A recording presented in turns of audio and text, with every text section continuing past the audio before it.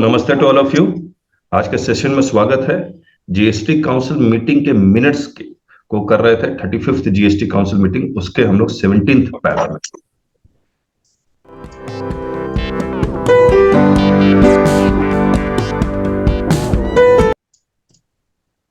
आइए e ticketing के बारे में समझते हैं। अरे पुराने जमाने में जो टिकट कटते थे वो पेपर टिकट थे।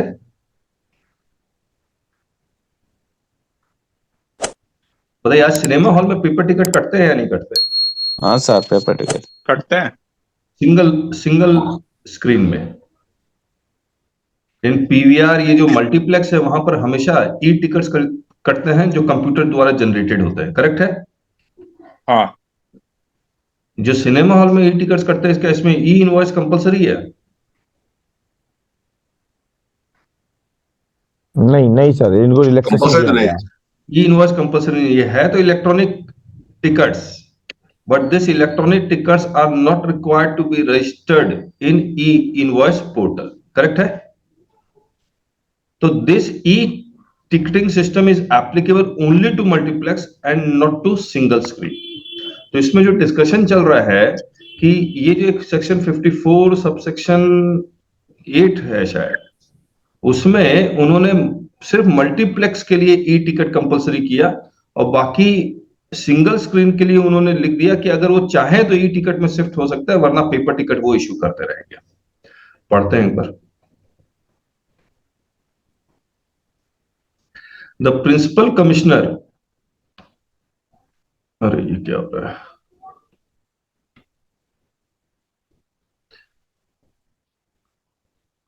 एक मिनट भैया,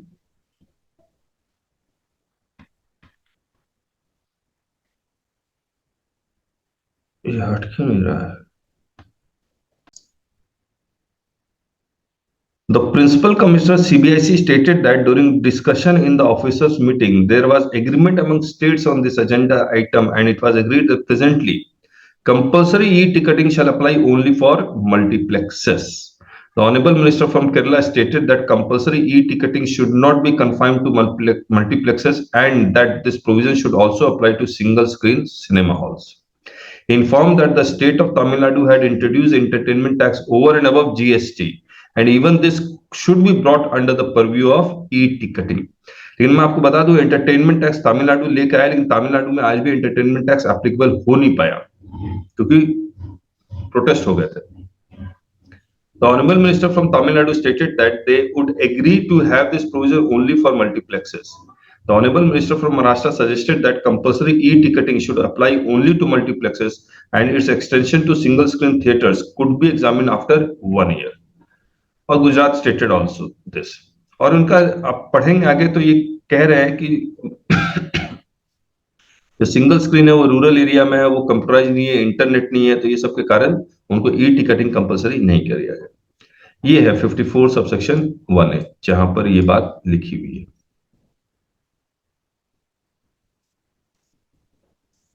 चलिए अब आगे करते हैं।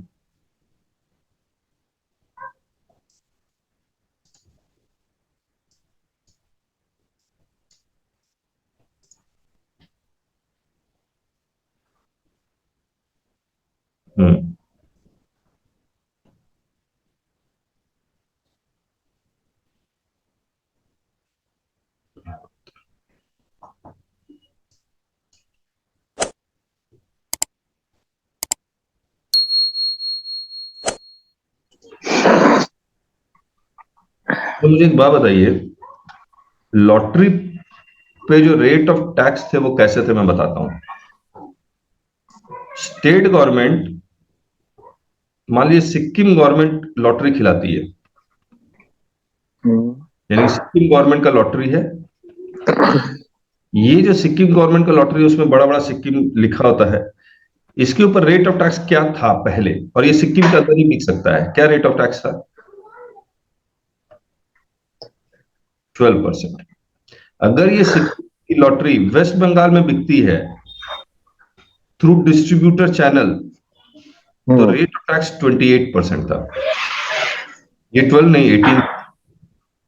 तो ये डिफरेंशियल रेट था। सेम लॉटरी टिकट अगर अपने स्टेट में बिकता है तो 18%, किसी और स्टेट में बिकता है तो 28%। Two rates on same goods. है या नहीं?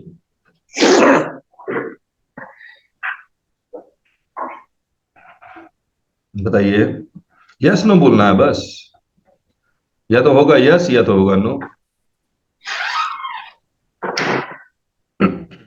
देखिए, यस नो बोलने से आपको एक खास फायदा होता है, नहीं। या बाद में याद आता है कि मैंने इसका यस बोला था मेरा सही हो गया, या नो बोला था मेरा गलत हो गया, तो वो मेमोरी में चला जाता, और कोई बात नहीं है। सर मेरे ख्याल से तो एक ही स्टेट में दूसरे स्टेट में क्यों अलग हो रहा है, यही तो दिक्कत लग रहा है। दिक्कत लग रहा है, ठीक है। हम्म। तो देखिए, आर्टिकल एक 304 है, मैं वो पढ़ता हूं आपके साथ।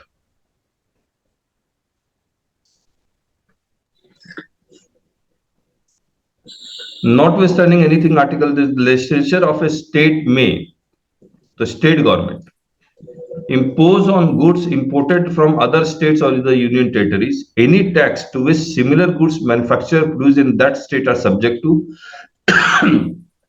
so however as not to discriminate between goods so imported and goods so manufactured or produced। क्या मतलब निकला कि स्टेट अगर चाहे, मान लीजिए वेस्ट बंगाल अगर चाहे या सिक्किम अगर चाहे, किसी और स्टेट का वेस्ट बंगाल का गुड्स अपने स्टेट में इंपोर्ट कर सकता है। impose on goods imported from other state or union territories any tax to which similar goods manufactured or produced in that state। तो वेस्ट बंगाल अगर आप ये वाला इसका गुड्स अपने स्टेट में इंपोर्ट करेगा, इस पे वही रेट ऑफ टैक्स लगाएगा जो, मान लीजिए ये कपड़ा इंपोर्ट करता, तो इस सिक्किम में कपड़ा प्रोड्यूस हो रहा है, कपड़े के प्रोडक्शन पे मान लीजिए रेट 18% है, तो वेस्ट बंगाल से जब इंपोर्ट करेगा वहां भी 18% ही रेट होना चाहिए। ठीक बात है। So however as not to discriminate between goods so imported and goods so manufactured or produced। अब आप समझिए,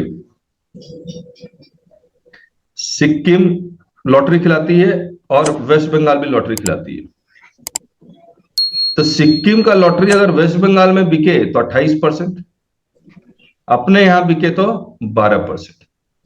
वेस्ट बंगाल यही लॉटरी का टिकट अपने यहां बेचे, सिक्किम में बेचे तो 28%, और वेस्ट बंगाल अपने यहां अपना लॉटरी बेचे अपने स्टेट में तो 12% या 18%। तो बताइए, क्या ये जो डिफरेंशियल रेट है, is it violation of article 304? Yes और नो? Yes sir, yes. 304 को वायलेशन कर रहा है। 304 का वॉल्यूशन, ये हमने नोटिस के बुक में ये वाले डाला हुआ है। मैं इसलिए बता दे रहा हूं क्योंकि ये किताब में जितने भी लिटिगेटेड पॉइंट है वो सब यहां पर आपको इस किताब में मिलेगा, इंक्लूडिंग कॉन्स्टिट्यूशन। अब हम लोग मिनट्स पढ़ते हैं। He stated that a lot of emphasis, ये पूरा जो डिस्कशन इसके यहां पर है, ये लॉटरी के ऊपर 18% या 12%, ये देखिए, तो इस पर डिस्कशन ये चल रहा है कि is it violation of article 304 whether the rate of tax should be same or not। He stated that a lot of emphasis had been placed on the Kolkata High Court judgment where the Honorable High Court had upheld the possibility of two rates on lottery।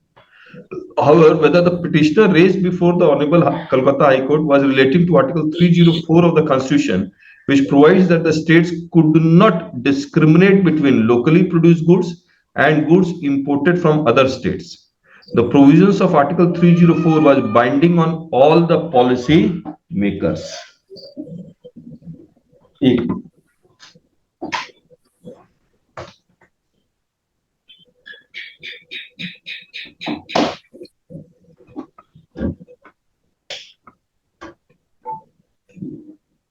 The question was therefore whether discrimination or differentiation had been made in the case of lottery or not। He added that very strict interpretation would be that no discrimination had been made because a state-run lottery and lottery authorized by the state through distributors are two separate items and therefore they could have two rates 12 and 28%। समझ में आ रहा है? हम लोग कभी कभी use करते हैं एक word strict interpretation and liberal interpretation. जैसे हमने एक मेड टू सप्लायर में जो अमेंडमेंट आई थी, तो ये जो मेड टू सप्लायर है, मैंने ये कहा था कि अगर स्ट्रिक्ट इंटरप्रिटेशन करते हैं तो directly made to the supplier, यही इंटेंशन है। लेकिन लिबरल इंटरप्रिटेशन करते हैं तो ऑन बिहाफ ऑफ सप्लायर को भी अगर किसी को पेमेंट करता हूं तो भी वो कंडीशन सेटिस्फाई होगा। तो ये कह रहे हैं कि अगर स्ट्रिक्ट इंटरप्रिटेशन किया जाए तो स्टेट रन लॉटरी यानी कि सिक्किम की अपनी लॉटरी और वेस्ट बंगाल से जो इंपोर्टेड लॉटरी है, दो डिफरेंट लॉटरी है, तो इसलिए दो डिफरेंट रेट हो सकता है। Therefore, the state was not discriminating when a lottery of northeastern states, say Sikkim, was being supplied in the same state. However, it was possible to take a contrary view that while one state which was able to run a lottery through its own state-run mechanism would not allow other states to enter the state, and that situation would be a discrimination. Thus, to their understanding, this question had not yet been decided at the highest level, यानी कि supreme court में decide नहीं हुआ है, as there was no other product in the entire GST which was being discriminated on the grounds of where it was being produced। और सही बात भी है, बाकी जितने भी प्रोडक्ट्स है all over India rate same है, only in case of lottery the rate was different. There had been other means of discrimination based on price mechanism such as hotel accommodation, type of restaurant etc। यानी कि जो slab 1000 से ऊपर के rate लगेगा, 1000 से नीचे एग्जेम्प्ट रहेगा, या रेस्टोरेंट में 75 से ऊपर 28%, उससे नीचे तो आईटीसी नहीं मिलेगा। But no product had been discrimination on the grounds of where it was produced. अब आगे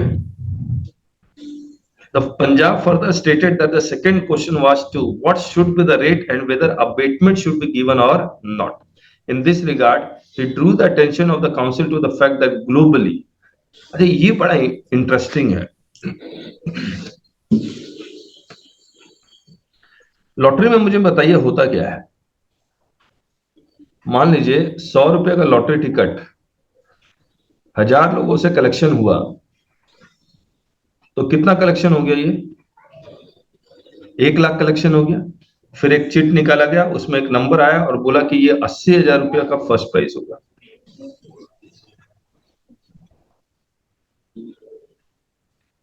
यानी कि जिससे पैसा लिया गया है उसी ग्रुप में वो पैसा डिस्ट्रीब्यूट हो गया। ठीक बात है? सप्लाई है या नहीं?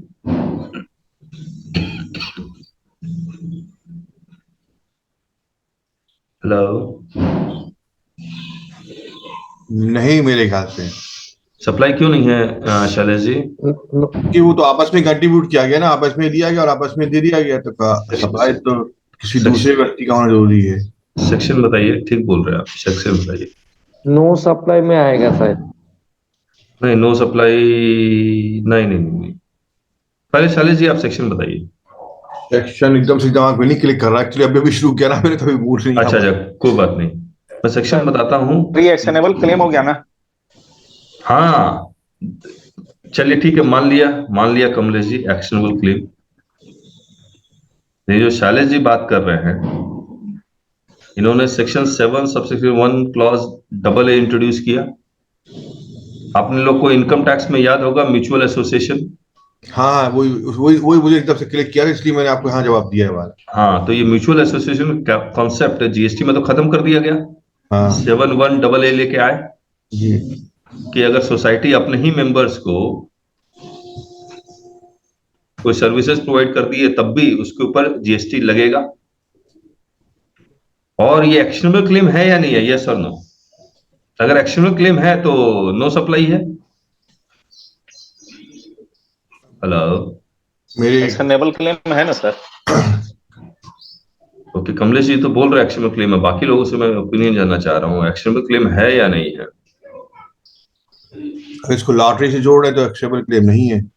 देखिए एक्शनेबल क्लेम होता क्या, पहले ये समझ लीजिए। जिसपे जीएसटी नहीं, जीएसटी की दुनिया तो बाद में आएगी। एक्शनेबल क्लेम होता क्या है?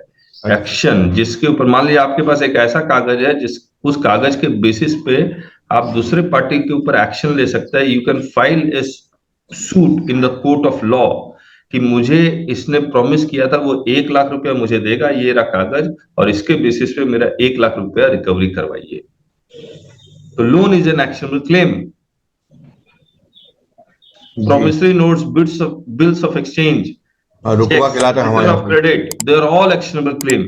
जी लॉटरी टिकट में अगर मेरा फर्स्ट प्राइज निकल गया तो वो कागज के बेसिस पे I have the right to claim that prize, that is an actionable claim. Yes or no? कहलाए।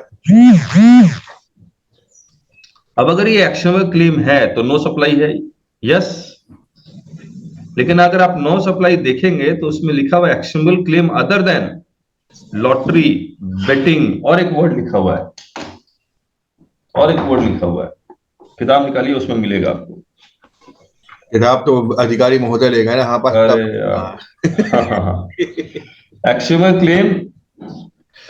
क्लेम एंट्री नंबर 6 में है, other than lottery, betting and gambling, other than lottery, betting and gambling. तो ये actionable claim, तो lottery हटा दिया गया तो एक्शनेबल क्लेम नहीं है, ठीक बात है ना। अब मुझे एक बात बताइए, lottery is taxable as goods और सर्विसेज? एज पर सर्विसेज होगा फिर तो। Lottery is taxable as goods और सर्विसेज? सर्विसेज नहीं, गुड्स। आप गुड्स का डेफिनेशन देखिए, किताब रखिए अपने पास, गुड्स का डेफिनेशन, जी 2 सबसेक्शन 52 पेज नंबर 22 मैं पढ़ता हूं। Goods means every kind of movable property other than money and securities, but includes actionable claim। क्या लिख रहा है? But includes actionable claim। और मैंने अभी बताया actionable claim में लॉटरी आता है या नहीं आता? आता है, अभी तो आने लगा। एक्शनेबल क्लेम मतलब वो लॉटरी भी है, लेकिन वो actionable claim per se is no supply, but lottery is not a no supply के केस में। तो गुड्स का डेफिनेशन पढ़ रहा हूं, गुड्स में लिखा हुआ goods includes actionable claim and lottery is goods. अब सर्विसेज का डेफिनेशन में आप देखेंगे तो सर्विसेज का डेफिनेशन में लिखा हुआ है, सर्विसेज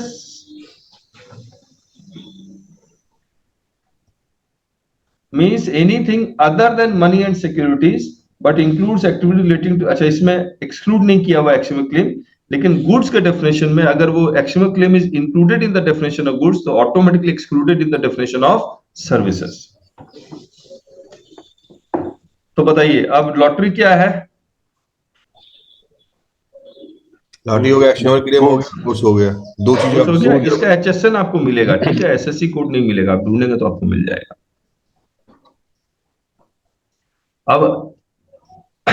अब मुझे एक बात बताइए, lottery is a goods and if it is goods and it has been made taxable, तो लॉटरी के ऊपर एमआरपी लिखी हुई है 100 रुपए,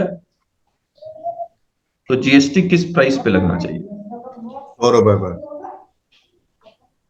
जीएसटी किस प्राइस पे लगना चाहिए? मान लीजिए आप कपड़ा बेचते हैं, कपड़ा पे एमआरपी है 1000 रुपए और आप बेचते हैं 300 रुपए में, तो जीएसटी किस पे लगता है?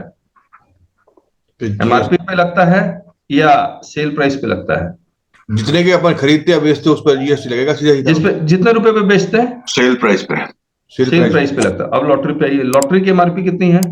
10 रुपए या 100 रुपए मान लीजिए। 100 रुपए है, और ऑब्वियसली जो गवर्नमेंट देगी डिस्ट्रीब्यूटर को, डिस्ट्रीब्यूटर देगा होलसेलर को, रिटेलर को, तो रेट ऑफ जीएसटी किस अमाउंट पे लगना चाहिए? एमआरपी बेस लगना चाहिए या जितने रुपए में बेच रहे हैं? अब जिस पर हम खरीद रहे हैं वो रेट पे जीएसटी लगेगा, जिस पर वो बेचे लास्ट। देखिए आप वैल्यूएशन पढ़ेंगे तो वैल्यूएशन में लिखा हुआ है कि एमआरपी बेस्ड जीएसटी है इस पे, यानी कि अगर 28% है तो बैक कैलकुलेशन करके जीएसटी लिया जाता है इस पे। अब आइए पढ़िए, इसी को इतना, इस पैराग्राफ को समझने के लिए इतना कुछ हमने डिस्कस किया। जी sir. Punjab further stated that the second question was to what should be the rate and whether abatement should be given or not। abatement मतलब समझ गए? मान लीजिए एमआरपी है 100 रुपए, तो गवर्नमेंट 100 रुपए पे जीएसटी लगाए या अबेटमेंट दे दे 20% की और 80 रुपए पे जीएसटी लगाए। In this regard, he drew the attention of the council to the fact that globally, पूरी दुनिया में, while making valuation of a product sorry, product or services where part of the consideration was returned to the same class of people. For example, in insurance product where substantial amount of premium was returned to the insured if something happened to him, tax was calculated on the net value. क्या मतलब हुआ इसका बताइए?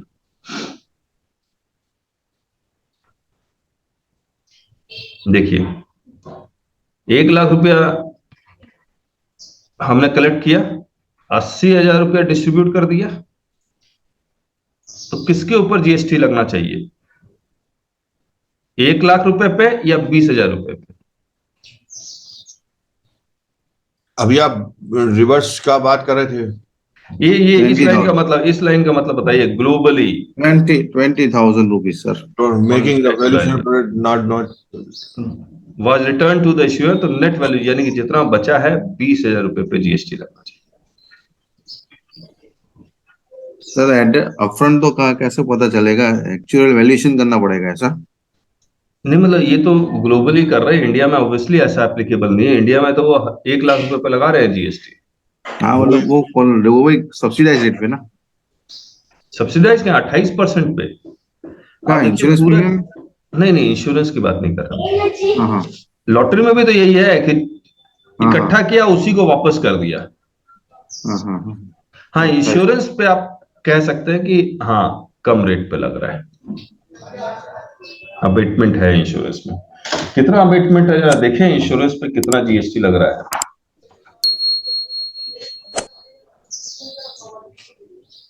क्या है insurance का rule क्या है? रूल 31 ए है लॉटरी का। हाँ और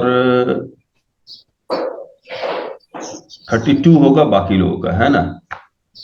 मैं निकाल लेता हूँ 377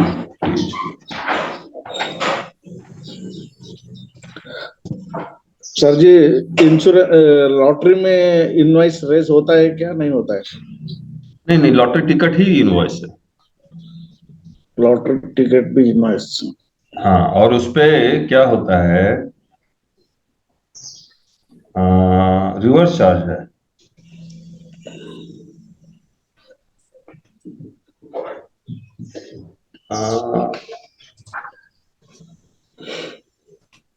इंश्योरेंस का कहाँ लिखा हुआ है?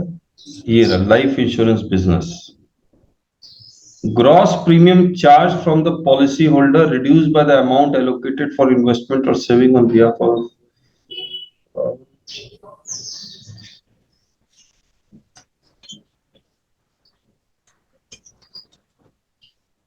फुल अमाउंट पे लग रहा है जिनेश जी? रेट सब्सिडाइज है सर? नहीं है। No insurance whatever premium you will pay वो चार्ज होता है जीएसटी। हाँ उसी पे है, ऐसा कुछ भी नहीं है। मगर पॉलिसी के ऊपर नहीं होता है।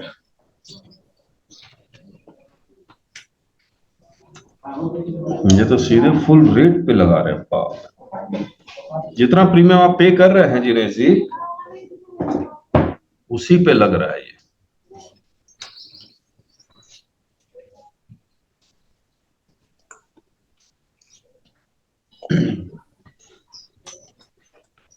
चलिए कोई बात। However, in India, the law was for taxing on the gross value. अच्छा लिख ही दिए हम लोग, इतना कुछ पढ़ भी लिया और लिखा हुआ भी है। Since in the later part of the agenda, the council was going to discuss on the same issue for casinos, horse racing, betting, etc. And if it was prepared to accept their submission of taxing them on abated value of the supply, then Punjab felt that the same logic to be applied to lottery as well. Further, if a case for abatement was not made out for lottery, then it should be closed for every other similar supply. He stated the final suggestion for Punjab was as follows. ये paragraph बहुत ही important है। चलिए, ये clear है ना ये paragraph?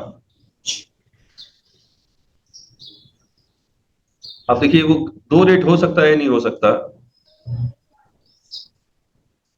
किसी का मैसेज आया है, ये क्या है शैलेश जी? अच्छा, खांसी। आपको खांसी आई ना सर बार बार, इसलिए मैंने दवाई लिख अच्छा, दी थी आपको। ठीक है, थैंक यू, थैंक यू। ये भाड़ा आपको फायदा हाँ। करेगी। हाँ, मैंने एक दवाई ले रहा हूँ, उससे कल रात में लिया था, बड़ा फायदा हुआ था। होम्योपैथी का दवाई है, मैं इसको भी ट्राई कर लूंगा। The Honorable High Court had clearly opined that there could be two rates and it was not illegal to charge two rates. Therefore, the prison system should continue. लेकिन अब खैर कोई बात नहीं, लेकिन आज के डेट में एक ही रेट। मतलब सर कैसे लगता है, मतलब 1 करोड़ का लॉटरी होता है तो 1 करोड़ के ऊपर का जो रिटर्न कर देने का उसके बाद जो रखते हैं उसका भी लगता है? नहीं, 1 करोड़ पे ही लग जाएगा। मान लीजिए पूरा 100 28। 100 रुपए का लॉटरी का टिकट है, तो 100 रुपए में बैक कैलकुलेशन कर लीजिए। अच्छा, इंक्लूडिंग जीएसटी?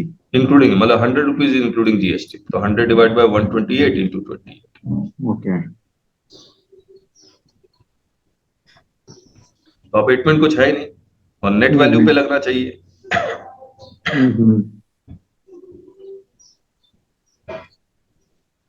तो ये सब कॉन्सेप्ट हम लोग कई जगह अप्लाई भी कर सकते हैं, क्योंकि जब आप हाई कोर्ट और सुप्रीम कोर्ट में जाते हैं, then you can fight on the basis of policy.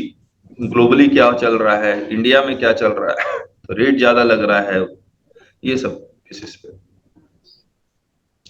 West Bengal was the highest tax collecting state as far as lottery is concerned, more than 3,000 crore.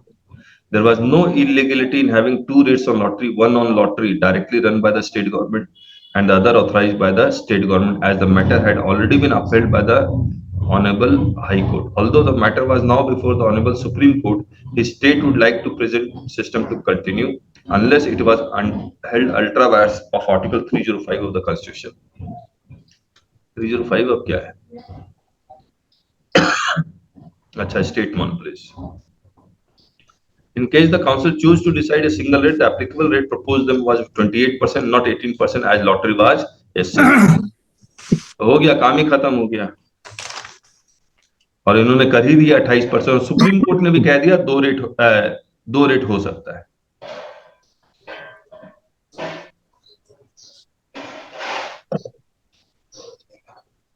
Present system of lottery on MRP should continue as it ensures more transparency.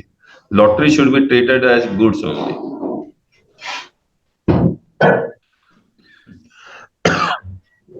तो abetment का कोई system नहीं दिया है।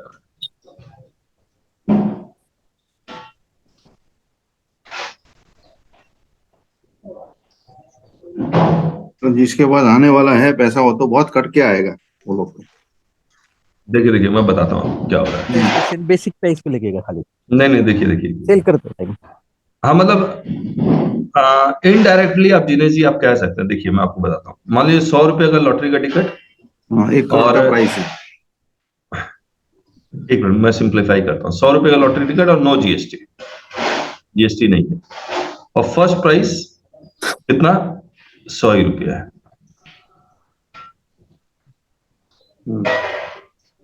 100 रुपया मिल गया। 100 रुपया का लॉटरी टिकट 28% जीएसटी, तो कैलकुलेट करके मान लीजिए 70 रुपया आ जाता है, तो फर्स्ट प्राइस कितना 70 रुपया। तो ये इनडायरेक्टली जो लॉटरी जीता उसको अपने पॉकेट से नहीं देना पड़ रहा है, लेकिन जो प्राइज मनी कलेक्शन आएगा वो ऑब्वियसली, क्योंकि उसमें से 28% तो चला गया, वो प्राइज मनी का पार्ट हो ही नहीं सकता है। ओके, तो प्राइज मनी कम हो जा रहा है। अच्छा है ना, बाकी इनकम टैक्स जो लगेगा ही लगेगा। वो तो यानी कि जो लॉटरी खरीद रहा है उसको सिर्फ 1 करोड़ नजर आ रहा है, वो ये नहीं सोच पा रहा है कि अगर ये 28% नहीं होता तो ये लॉटरी का प्राइस 1 करोड़ की जगह 1 करोड़ 28 लाख हो सकता था। बराबर। हाँ,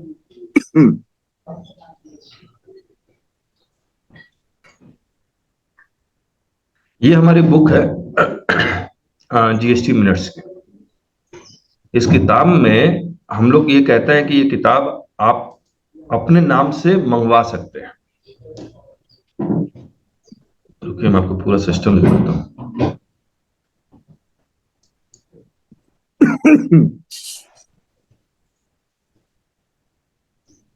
जैसे ये बुक है, इसमें नाम लिखा हुआ कौशल कुमार अग्रवाल, स्पाइन में भी कौशल कुमार अग्रवाल, बैक पेज में भी कौशल कुमार अग्रवाल। अब अविनाश जी ये कह रहे थे कि सर ये बुक अगर मैं 2-3 मंगवाऊंगा, बोले 2-3 का क्या करेंगे आप? बोले सर हम लोग ना गिफ्ट करेंगे ऑफिसर सबको, ताकि उससे थोड़ा सा ऑफिसर सबसे मिलना भी आसान हो जाता है, और ऑफिसर को याद भी रहता है कि हमें एक GST council meeting minutes printed copy उनको मिल गई है। तो हमारा ये तो अच्छा आइडिया है। अब इस किताब में अगर आप देखेंगे तो हर जगह ये लिखा हुआ है। तो मैंने ये कहा था कि ये जो masterlearnings.com है और ये हटा दूंगा, तो ट्रूली बाहर के पेज में नहीं, अंदर के पेज में भी लगेगा कि हाँ, कि आपने ये किताब बनाई हुई है। तो मतलब आप ये बोल सकते हैं कि ये हमने किताब बनाई है। बराबर। तो ये हम लोग करने वाले हैं। तो ये जब ये मिनट्स पूरा हम लोग पढ़ लेंगे, देन इसके ऊपर हम लोग काम करके ये किताब हम लोग बना देंगे, और देन यू कैन अपने जो ऑफिसर सब से आप गिफ्ट के लिए यूज कर सकते हैं। Very nice. तो एक अच्छा आइडिया था, हम लोग शेयर कर रहे हैं। कैसा लग रहा है ये आइडिया? जिनेश जी ने तो थम्स अप दे दिया। परफेक्ट। बहुत अच्छे है सर।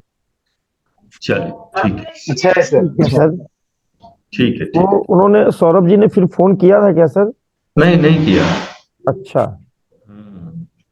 पर हमारे साथ एक दिक्कत हो जाएगी सर। क्या? अब जैसे एक अधिकारी, हमारी जो लाइब्रेरी है, जो हमारा अधिकारी है, वो अपनी लाइब्रेरी समझते हैं, ओह सारी किताबें लेके भाग जाएंगे वो। क्या करेंगे? भाग जाएंगे। हमारे एक्चुअली जो हमारे जो शहर में हम सबसे प्रतिष्ठित वकीलों में शामिल है, मतलब माफ करिएगा, नहीं अब इसमें कोई जो डाउट अधिकारी महोदय है, जो हमारे यहाँ के राज्यकारी अधिकारी महोदय या कमिश्नर महोदय, वो हम लोग से बहुत हिरे मिले हैं। तो आके हमारे ऑफिस में सबसे पहले हमसे नमस्ते नहीं करते, पहले किताब देते कौन सी नई किताब लेके बैठे हैं ये लोग। वो उस दिन आपकी किताब देखी और तुरंत लेके शायद दोनों के दोनों ऐसे लापता हुए कि मैं देखते रहे किताब कहाँ गई। अच्छा, बाद में फोन आया कि मैं किताब ले गया हूँ, बाद पढ़ के वापस कर दूंगा। इतनी जल्दी कैसे पढ़ के वापस कर देंगे? पढ़ लेंगे, वो लोग रात ही पढ़ने वाले ना, एक्चुअली अपन लोग दिन में पढ़ने वाले, वो रात में पढ़ने वाले। अच्छा, बस उनसे पूछ जरूर लीजिएगा किताब कैसी लगी। हम आपको वो टेस्टिमोनियल भेजेंगे ना, उनका दोनों का रिकॉर्ड करा के। हाँ, रिकॉर्ड करवा के भेजिएगा, ठीक है। अच्छा, अब देखिए इस पे आता है स्टेट गवर्नमेंट का लॉटरी, और ये डिस्ट्रीब्यूटर के थ्रू बेचा जाता है। तो रिवर्स चार्ज में कौन देगा? डिस्ट्रीब्यूटर देगा। अब डिस्ट्रीब्यूटर जब फर्दर बेचेगा किसी और डिस्ट्रीब्यूटर को, तब रिवर्स चार्ज नहीं है, तब फॉरवर्ड चार्ज है। ठीक बात है। डिस्ट्रीब्यूटर के बाद डीलर आएगा, डीलर के बाद रिटेलर आएगा। हाँ, इसके बाद सीधे फॉरवर्ड चार्ज चलता रहेगा। जी सर जी। लेकिन आप समझिए इस चीज को, एक बार अगर ये रिवर्स चार्ज में ऑलरेडी टैक्स दे चुका है, वो भी 28%, वो भी एमआरपी पे, तो क्या लगता है उसके बाद जीएसटी लगेगा? टैक्स पेड गुड होना ही चाहिए, होना चाहिए वैसे उसको। अब तो नील। हाँ, नहीं लगना चाहिए। इसके बाद तो कोई जीएसटी नहीं लगेगा, क्योंकि एक ही बार 28% पे जीएसटी लग चुका है, बार बार थोड़ी लगेगा। हाँ, सप्लाई अपेटेड वैल्यू पे होता तो शायद लगता। अब आप समझिए इस चीज को। अब ये लोग डिस्कस क्या कर रहे हैं?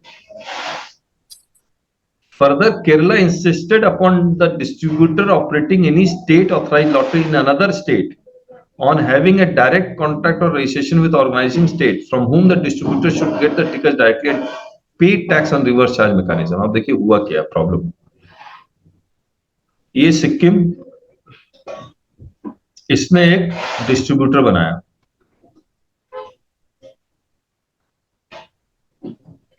अब सिक्किम गवर्नमेंट ये चाह रही है कि वेस्ट बंगाल में बिके, तो बताइए बेच पाएगा? जब तक वेस्ट बंगाल परमिशन नहीं देगा तब तक पॉसिबल नहीं है। तो वेस्ट बंगाल सिक्किम लॉटरी को अपने स्टेट में बेचने का परमिशन देगा, तब जाके ये डिस्ट्रीब्यूटर यहां बेच पाएगा। ठीक बात है? Yes sir.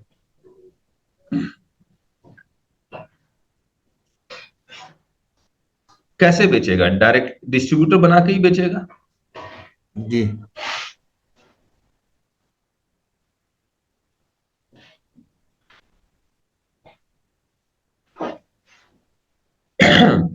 जीएसटी किसको मिलेगा? सिक्किम को मिलेगा। सिक्किम को मिलेगा, क्योंकि आरसीएम के थ्रू अगर अपन बात कर रहे हैं। आरसीएम में तो एक बार टैक्स जा चुका है। हाँ। प्लेस ऑफ सप्लाई तो वेस्ट बंगाल होना चाहिए ना। हाँ। अगर place of supply West Bengal है तो वेस्ट बंगाल को मिलना चाहिए जीएसटी। ये प्लेस ऑफ सप्लाई समझ sorry.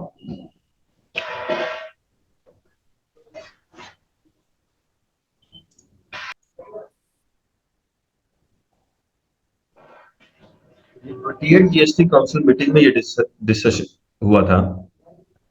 If the organizing state is registered in the state in which the organizing state lottery is being sold or has fixed establishment there, then the supply of lottery by organizing state to the lottery distributor or selling state is an intrastate supply। यानी सिक्किम का lottery Sikkim में ही बिक रहा है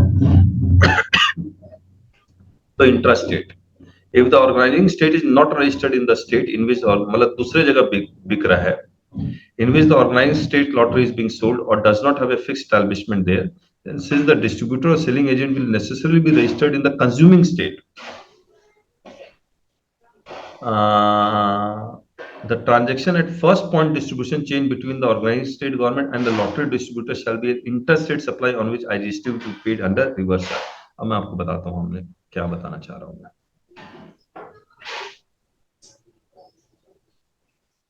Sikkim, waste Bengal. अब मुझे एक बात बताइए, ये सिक्किम को अगर वेस्ट बंगाल में लॉटरी बेचना है तो डिस्ट्रीब्यूटर कहां अपॉइंट करेगा? सिक्किम में अपॉइंट करेगा या वेस्ट बंगाल में अपॉइंट करेगा? एक्चुअली वेस्ट बंगाल ऑब्वियसली वेस्ट बंगाल में होना चाहिए। वेस्ट बंगाल में अपॉइंट करेगा डिस्ट्रीब्यूटर? सिक्किम वाले, सिक्किम वाला वेस्ट बंगाल में डिस्ट्रीब्यूटर अपॉइंट करेगा तो ये इंटरस्टेट सप्लाई हो जाएगा, ठीक बात है। लेकिन सिक्किम वाला डिस्ट्रीब्यूटर अपने यहां अपॉइंट कर लेता है और ये इसको बेचता है, तो क्या वेस्ट बंगाल को टैक्स मिल पाएगा? सर रिपीट करेगा एक बार मैं रिपीट करिए सर। मैं फिर से बोल रहा हूँ, सिक्किम वाला वेस्ट बंगाल में डिस्ट्रीब्यूटर अपॉइंट करता है तब तो वेस्ट बंगाल को जीएसटी मिल जा रहा है, आईजीएसटी लग जाएगा और फिर मिल जाएगा इसको वेस्ट बंगाल। लेकिन सिक्किम ने पहले डिस्ट्रीब्यूटर यहां अपॉइंट कर लिया अपने स्टेट में और फिर ये डिस्ट्रीब्यूटर फर्दर डिस्ट्रीब्यूटर यहां अपॉइंट कर रहा है वेस्ट बंगाल में, तो क्या वेस्ट बंगाल को आईजीएसटी के रूप में टैक्स मिल पाएगा? नहीं मिलेगा सर, मिलेगा नहीं, क्यों नहीं मिलेगा? नहीं मिलेगा, नहीं मिलेगा। देखिए, क्योंकि ये रिवर्स चार्ज में C+S लगा के दे दिया हुआ है। हाँ। अब इसके बाद तो टैक्स जीरो है। समझ में आ रहा है आपको? This is the problem. मुझे एक चीज बताइए, हाँ, एजेंट अगर वो नियुक्त कर लेता है, फिर से कहिए।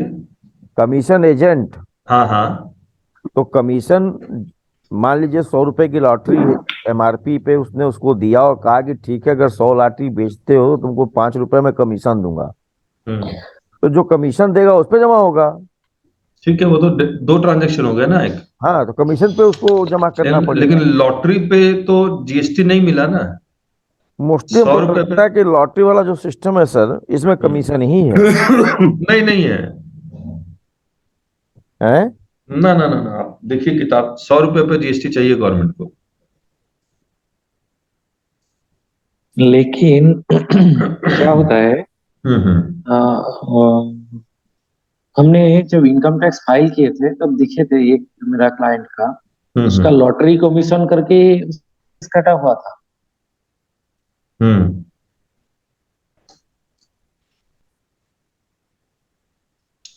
अब देखिए मैं आपको बताता हूं, मानिए लॉटरी डिस्ट्रीब्यूटर क्या कर रहा होगा अपना प्रॉफिट एंड लॉस अकाउंट में।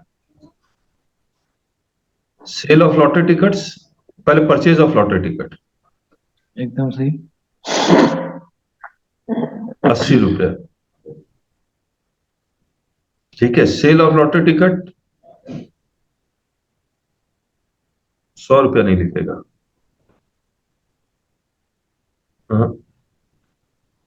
इसको मैं 70 करता हूं। जीएसटी 100 रुपया तो एमआरपी है ना, 80 रुपया लिखेगा, 20 रुपया जीएसटी के रूप में जमा करवा देगा। तो 80 - 70 ये उसका इन प्रॉफिट है। हेलो, आप दस उसको प्रॉफिट है। या आप उसको कमीशन बोल लीजिए, हम्म। या आप उसको कमीशन बोल लीजिए। आखिर सेल ऑफ लॉटरी के 80 रुपए मतलब 100 रुपए पे पैक कैलकुलेशन करके इसके ऊपर जीएसटी वो ऑलरेडी दे चुका है या नहीं दे चुका? फिर आप एक्स्ट्रा 20 रुपए पे प्रॉफिट एलिमेंट पे जीएसटी थोड़ी लगता है। ठीक।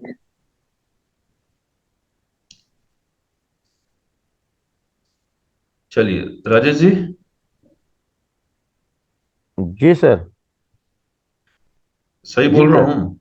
हाँ ठीक है, ठीक है। क्योंकि कमीशन ही लॉटरी में है जहां तक मुझे याद है। हाँ हाँ, कमीशन बहुत लॉटरी पहले का अपने यहाँ यूपी इंक्लूडेड में है। लॉटरी आती थी तो कमीशन ही देते थे वो। चलिए, further Kerala insisted upon distributor operating any state authorize lottery in another state. ये देखिए, कंज्यूमिंग स्टेट में क्या होना चाहिए? डिस्ट्रीब्यूटर होना चाहिए। On having a direct contract या रजिस्ट्रेशन विद ऑर्गेनाइजिंग स्टेट। तो कंज्यूमिंग स्टेट यानी कि जो मैं एग्जांपल ले रहा था, सिक्किम, वेस्ट बंगाल, सिक्किम गवर्नमेंट को वेस्ट बंगाल में डिस्ट्रीब्यूटर अपॉइंट करना है, तब जाके ये डायरेक्टली रिवर्स चार्ज में वो टैक्स देगा। समझ में आ रहा है आपको? आईजीएसटी देगा। अब आ गया जो गुड्स का जो एक वो आ रखा 9(3) में, जैसे कांजू है, तेंदू पत्ता है, वहीं पे कॉन्फिस्केटेड गुड्स है। कौन सा गुड्स है? कॉन्फिस्केटेड गुड्स है। हाँ बिल्कुल उसी स्टाइल में चलेगा। नहीं ना, हाँ हाँ, वही सप्लाई ऑफ लॉटरी, उसके 5 नंबर है, ठीक उसी के। हाँ बस।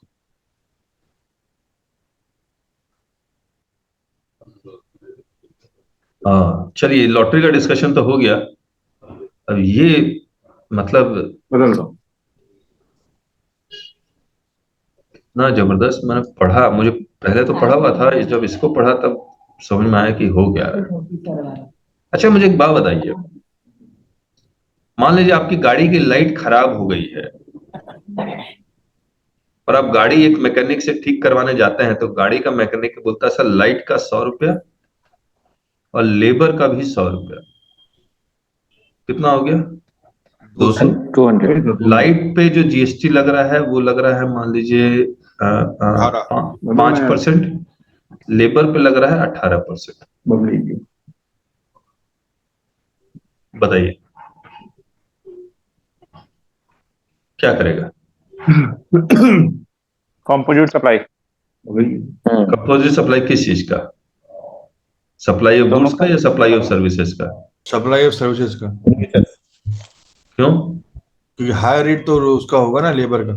नहीं तब आप नहीं नहीं नहीं, फिर शाले जी आप मिक्स सप्लाई बोलिए जब हायर रेट लगा रहे हैं तो। सर देखना ये है यहाँ पर कि वो गाड़ी लेकर के गया क्यों था। अच्छा, बल्ब खरीदने थोड़ी गया था, ठीक करवाने गया था। वो तो लाइट उसको जलवानी थी, लाइट ठीक करवाना था उसको, लाइट ठीक करवाने के लिए गया था। तो ये नेचर हो गया उसके सर्विस का। तो मतलब सप्लाई ऑफ सर्विस है। हाँ तो प्रिंसिपल सप्लाई ऑफ सर्विस है, इसलिए 18%। हाँ ठीक है, उल्टा उल्टा कर वो देता बल्ब खरीदने नहीं गया था। हूं। ओके, उल्टा कर देता हूं। 28% लाइट, लेबर का 18%। टैक्स बढ़ गया, ये बात हम मान रहे हैं, लेकिन मुद्दा तो वही है ना कि वो तो लाइट ठीक करवाने गया था ना। अब यहाँ पे उल्टा हो सकता है। तो लाइट पे भी 18 है। हाँ, लाइट पे भी 18 लगना चाहिए। हमको हर हाल में उसका नेचर ही देखना पड़ेगा, वो गया किस नेचर तो देखना ही पड़ेगा। सही फिर मुट्ठी देगी। मतलब प्रिंसिपल सप्लाई देखना पड़ेगा, है ना? जी ठीक है। तो ये तो अब, लेकिन लोग आजकल करते क्या है, प्रैक्टिकली क्या होता है? बताओ। वो अलग अलग बिलिंग करवा लेते हैं। अलग अलग बिलिंग करते हैं। अलग अलग बिल करते हैं। ठीक है, अब देखिए इन्वर्टर पे, देखिए इन्वर्टर के बैटरी पे 28% है और इंस्टॉलेशन पे 18% है। अलग अलग बिलिंग करेंगे? बिल्कुल करेंगे। ठीक है। कंप्यूटर में जो असेंबल्ड कंप्यूटर होता है उसमें बहुत सारे कंपोनेंट लगते हैं। तो ये जो बहुत सारे कंप्यूटर के पार्ट्स लगने के बाद जब कंप्यूटर बनता है और हर एक कंप्यूटर के पार्ट पे किसी पे 5 है, किसी पे 12 है, किसी के पे 18 है, और कंप्यूटर सीपीयू पे मान लीजिए 18 है, तो 18 में से 5 कंप्यूटर के पार्ट लगने के बाद जब कंप्यूटर बनता है और हर एक कंप्यूटर के पार्ट पे किसी पे 5 है, किसी पे 12 है, किसी के पे 18 है, और कंप्यूटर सीपीयू पे मान लीजिए 18 है, और कंप्यूटर सीपीयू पे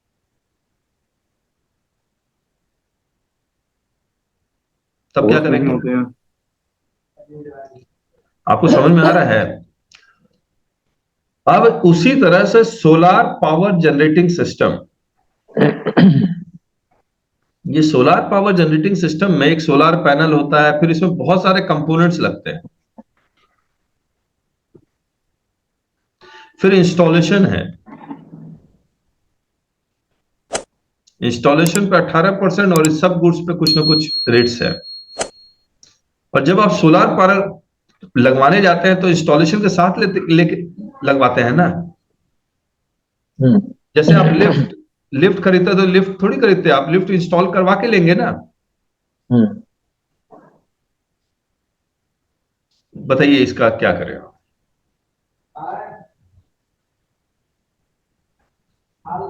सर कंपोजिट सप्लाई में आएगा सर ये? ठीक है संजय जी, मैं आपसे कुछ पूछना चाह रहा हूं, अगर यही सोलार पैनल बहुत बड़े लेवल पे जमीन में फिट करके मिलता है, जैसे विंड पावर है, तो ये सप्लाई ऑफ सर्विस है या सप्लाई ऑफ गुड्स है? Supply of goods. मैं फिर से पूछ रहा सर्विस हूं। होगा। क्यों सर? ये जमीन हो गया ना, सर्विस हो जाएगा। हाँ, अगर इमूवेबल प्रॉपर्टी से रिलेटेड है तो वर्स कॉन्ट्रैक्ट सर्विस है ओके। 18% लग जाता है ना? 18%, एंटायर अमाउंट पे जारी कर 18% लगना दिया। चाहिए, नहीं लगना चाहिए? हेलो। है, 80% लग जाता है।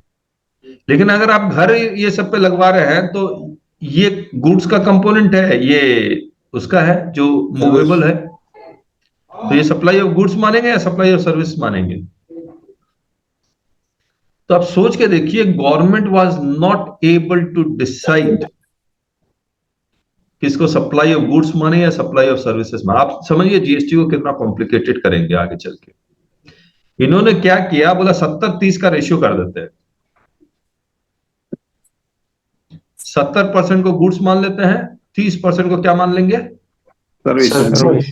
एक कॉन्ट्रैक्ट 100 रुपए का, जो पुराने वैट के रिजिम में आप याद कीजिए, वर्स कॉन्ट्रैक्ट ये सब सर्विस में होता था, जी।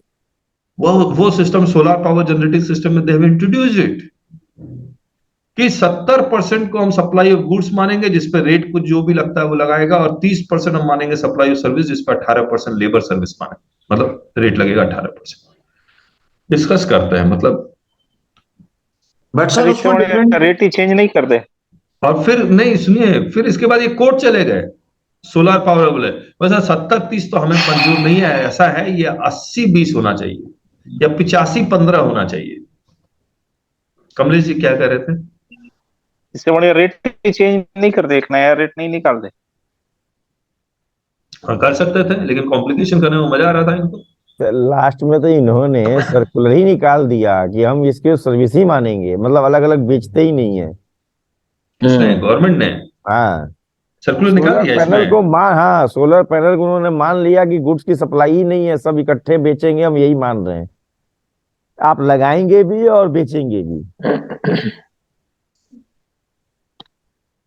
तो चलिए, तो ये जो सर्कुलर राजेश जी बोल रहे थे, ये कौन सा है? सर्कुलर 163/18/2021। इसमें ऐसा कुछ भी नहीं लिखा हुआ, वो 70-30 का रेशियो विद इफेक्ट फ्रॉम 1 जनवरी 2019। चलिए अब पढ़ें एक बार। In the past, there were disputes about the applicable tax rate structure. The tax rate structure recommended by the council was fixed in such a manner so as to conclude associated disputes. The AR in Maharashtra had taken a contrary view, and hence a formulation was recommended by the council where on deemed basis the supply was split into two parts, that is 30% of the project value was apportioned for the services and remaining 70% of the value was apportioned towards the goods.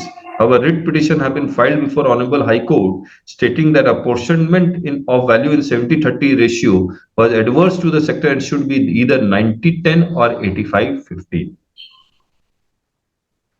इनको works contract service solar power generating system का, इनको एक कमलेश जी शायद suggest कर रहे थे, एक ही rate कर देते और इसका अलग रेट कर देते, 70-30 मानते हैं, उसी को बेसिस पे कैलकुलेट करके कर देते।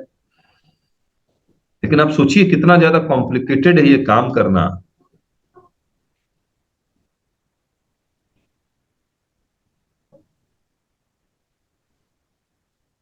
ठीक है, मैं अच्छा, introduction of electronic invoicing system. इसमें एक एडवांटेज जो लिखा हुआ है, मैं एडवांटेज के कारण इसमें लिख दिया, the E invoicing can accelerate the business process automation, reduce compliance burden and improve ease of doing business.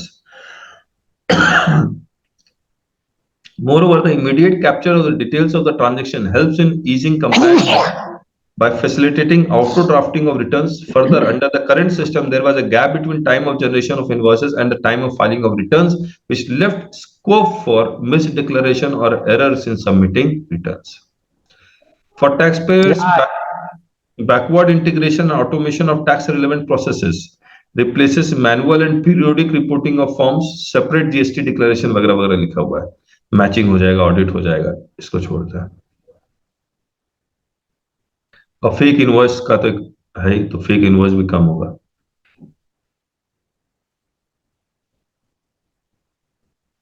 इसके बाद कल करें।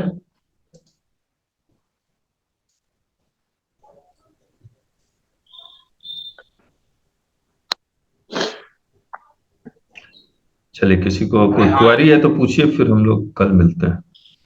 बोले थे सर, अगर हम ऑडिट करने, बोलिए प्रीतम मैं जी। जैसे ऑडिट करने गया बिहार, हाँ, अब मैंने जीएसटी नंबर नहीं ले रखा, तो अब एक बिल काटने के लिए क्या हमको जीएसटी नंबर लेना पड़ेगा? ना, सर्विसेज में तो जरूरी नहीं है, उन्होंने तो क्लैरिफिकेशन दे भी दी है।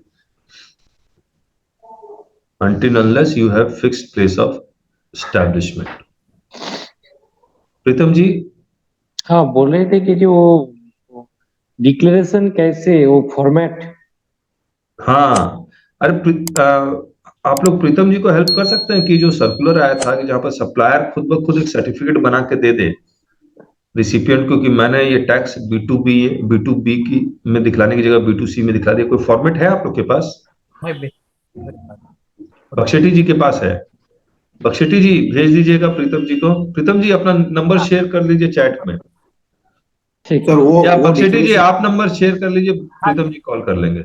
Yes sir, Dinesh ji. हाँ हाँ, ये डिक्लेरेशन देने के बाद वो B2C है, टैक्स पे कर दिया, तो वो क्या उसके हिसाब से क्रेडिट क्लेम करेंगे ऐसा रिसिपिएंट?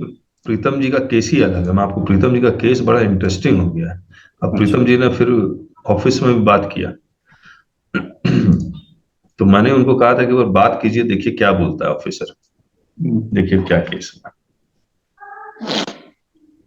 प्रीतम जी का 17-18 में ICS का क्रेडिट है, मान लीजिए 2A में आ रहा था ये 100 ये भी आ रहा था शायद, यहाँ भी 100 था।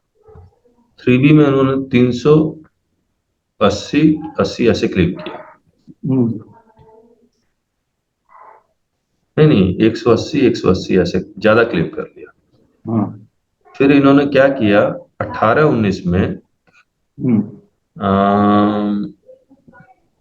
कुछ रुपया, ये वाला 300 रुपया रिवर्स कर दिया। अच्छा, 300 रुपया याद ही नहीं आ रहा क्या केस था। 300 रुपया रिवर्स कर दिया IGST के नाम पे। नहीं 300 रुपया नहीं सर, 300 रुपया से कम किए थे शायद। अच्छा, मान के चलिए 250 रुपया, 300 रुपया क्लेम किए हैं। आपके 100 रुपया 2A में आ रहा था, तो 3B में कितना क्लेम किया था? 80 रुपया, मतलब कम क्लेम किया था। नहीं IGST में तो कुछ भी नहीं आ रहा है मेरा। अच्छा, IGST नहीं ला रहा है। मैंने क्या किया, 3B में ज्यादा क्लेम कर लिए, मतलब 100 180 ऐसा कर दे। नहीं IGST में भी क्लेम किए हैं हमने। अच्छा, 100 रुपया क्लेम, 2A में क्लेम किए। प्रीतम जी मैं जो पूछूंगा बस वही। 2A में नहीं ला रहा था आई में एकदम। और यहाँ पर मान लीजिए आपने 20 रुपया क्लेम कर लिया, एकदम। यहाँ 100 आ रहा था, आपने ज्यादा क्लेम कर लिया। ठीक, यहाँ 100 आ रहा था, यहाँ ज्यादा, ऐसा ही हुआ। अब आपने क्या किया कि IGST का क्रेडिट रिवर्स कर दिया है ना, ये 20 रुपया रिवर्स कर दिया। नहीं 20 रुपये नहीं किए, 15 रुपए किए, 5 रुपए छूट। हाँ 15 रुपया किया, 5 रुपये नहीं किया। ठीक है ठीक है। और इसका क्या किया? इसका रिवर्स कुछ नहीं किया आपने? नहीं।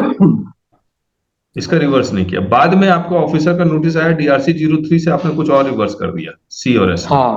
हाँ IGST का जो 5 रुपया छूटा था वो 5 रुपया कर दिया हमने।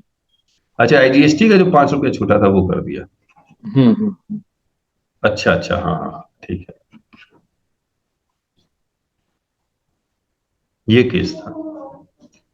अब ये 17-18 केस था। अब 3C और S में भी तो आपने रिवर्सल किया है DRC 03 से। DRC 03 से किए। चलिए मैं आपको कंक्लूड करके बताता हूँ क्या हुआ था, फैक्ट्स छोड़ दीजिए। 17-18 का मैं कुछ क्रेडिट रिवर्स किया और फिर DRC 03 से भी रिवर्स कर दिया। अब रिवर्स करने के बाद अब ये इनसे इंटरेस्ट और पेनल्टी भी मांग रहा। अब हमने ये कहा, जो बख्शेठी जी का भी केस है, 17-18 क्रेडिट, जो मैंने आपको पहले भी बोलता रहा कि 17-18 क्रेडिट हम लोग आज क्लेम करेंगे। फिर आज क्लेम करेंगे, ऑफिसर को बता के करेंगे ताकि 122 की पेनल्टी न लगे, और इसको अवेल करेंगे, यूटिलाइज नहीं करेंगे। और सर अगर मान लीजिए पूरा यूटिलाइज जो है पार्टली यूटिलाइज करता है, खाली पार्टली, नहीं, रुकिए एक पहले इसको कंप्लीट कर दीजिए। अवेल कर लेंगे, यूटिलाइज नहीं करेंगे, ठीक बात है। ऑफिसर को बता के करेंगे, फिर ऑफिसर हमें नोटिस भेजेगा, DRC 07 से वो रिवर्स करेगा और हम DRC 07 के कारण इसको रिवर्स कर देंगे। फिर हम लोग अपील में जाएंगे, बोलेंगे सेक्शन 16 सबसेक्शन 4 का जब जजमेंट आने का इंतजार करेंगे, आ जाएगा और फेवर में आया तो इसका क्रेडिट हमें मिल जाएगा, ठीक है ना। अब क्रेडिट कैसे मिलेगा? सप्लायर से हम लोग पहले से सर्टिफिकेट ले लेंगे सर्कुलर के बेसिस पे, तो वहां पर ये सर्कुलर हम लोग यूज कर रहे हैं, पर सप्लायर देने के लिए तैयार है। ये केस है। दिनेश जी पूछिए, आप क्या पूछ रहे हैं? सर ये इनके केस में मान लीजिए अवेल किया, यूटिलाइज नहीं किया है, बराबर है, आपने ऐसा बोला, अब नहीं करेंगे। मान लीजिए ₹1,00,000 का अवेल कर दिया और खाली 10,000 का यूटिलाइज कर दिया है, तो पेनल्टी कितने पे लगेगा? 10,000 पे लगेगा या 10,000 पे 10 पे लगेगा। ठीक है। हमारे केस ऐसा हुआ है। ओके। हमको एक चीज बताइए सर, जब इनके पास इनवॉइस है तो उसी बेसिस पे इन्होंने क्लेम किया है, तभी तो एक्सेस है ना। नहीं तो रिवर्स खुद ब खुद कर दिए ना, अब क्या करें।